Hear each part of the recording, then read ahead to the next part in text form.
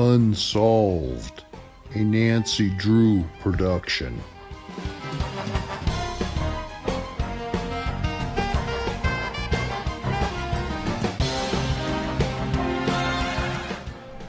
Tonight's episode, the author of the confession letter. Tonight's episode contains language of an explicit nature. Viewer discretion is advised. Unsolved, Act 1. 1 month after the murder of Cheri Jo Bates, the local paper, the Daily Enterprise, received a typed confession letter, and we're going to look at the criminal profile of the author of this letter. The confession. She was young and beautiful, but now she is battered and dead. She is not the first, and she will not be the last. I lay awake nights thinking about my next victim. Maybe she will be the beautiful blonde that babysits near the little store and walks down the dark alley each evening about 7. Or maybe she will be the shapely, blue-eyed brunette that said no when I asked her for a date in high school. But maybe it will not be either. But I shall cut off her female parts and deposit them for the whole city to see. So don't make it too easy for me. Keep your sisters, daughters, and wives off the streets and alleys. Miss Bates was stupid.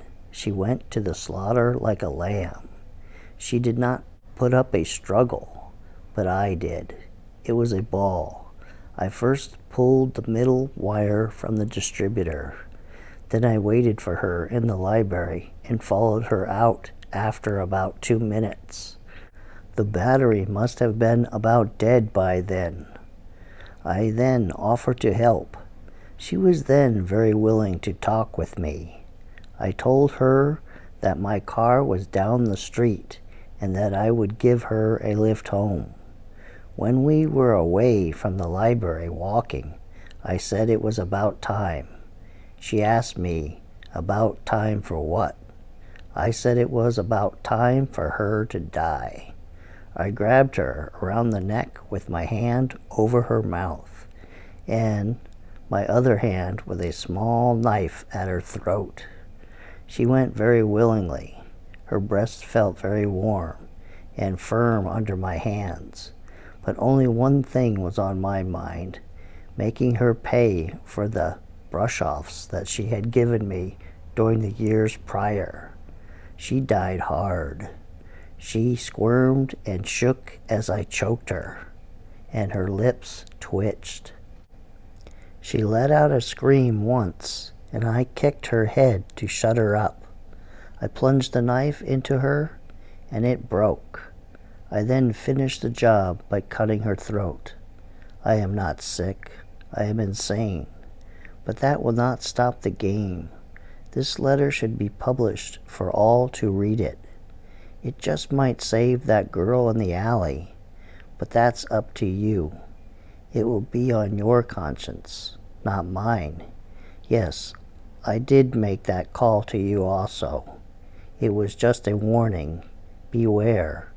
I am stalking your girls now. CC, carbon copy, Chief of Police, Enterprise.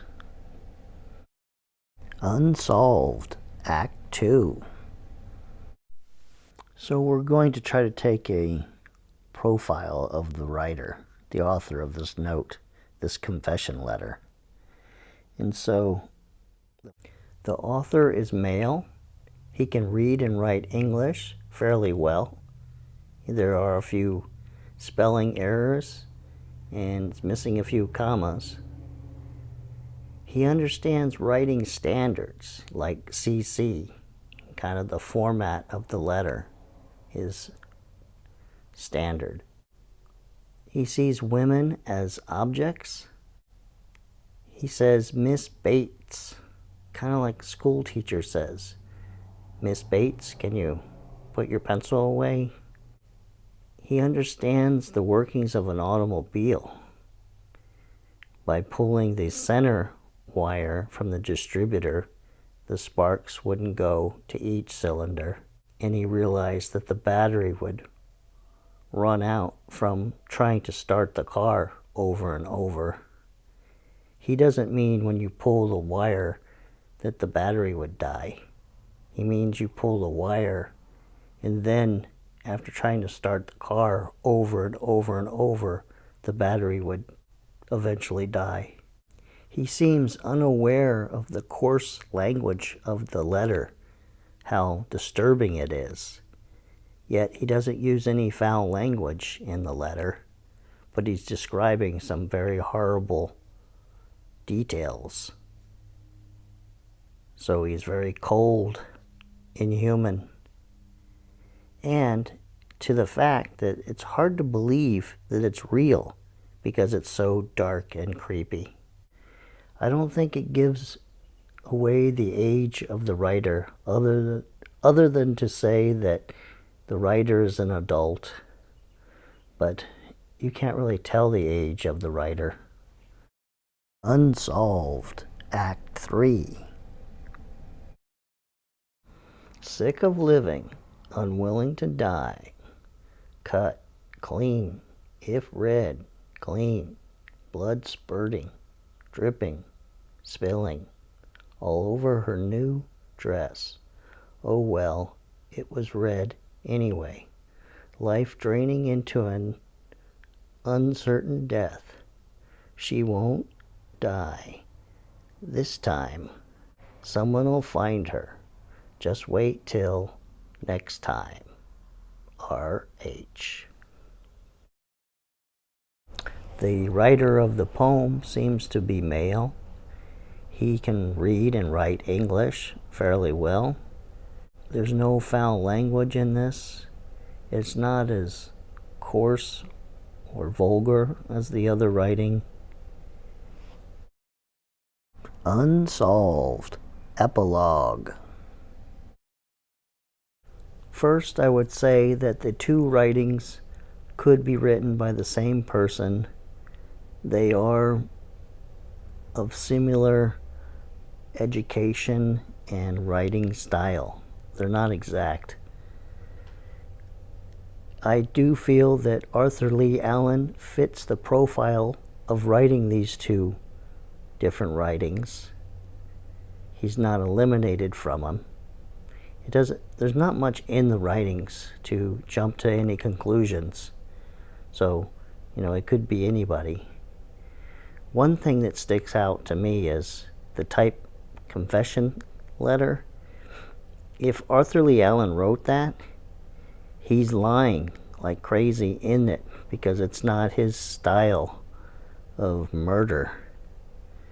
This letter is threatening and seems like the person has psychological problems and is trying to instill fear into the community, and he's saying that he was brought up in the community. This is some person that he knows since high school, and we know that Arthur Lee Allen didn't go to high school in Riverside, so it doesn't fit him, but he could be lying about the whole thing. Now the poem, to me, when I see it, it looks like a person in depression, sick of living, unwilling to die, and they're lashing out at society. And so that's what's happening there. And my final point would be, there is one similarity that I see. This thing about going into death, life draining into an uncertain death. And then on the confession letter, it says something like that also. Draining away, floating away to death. It seems like to me this person could have attempted suicide, maybe cut their wrists, and they have this feeling of drifting off away. Well, this ends this episode of Unsolved, and that'll do it for this week or weekend. And I'll see ya next week.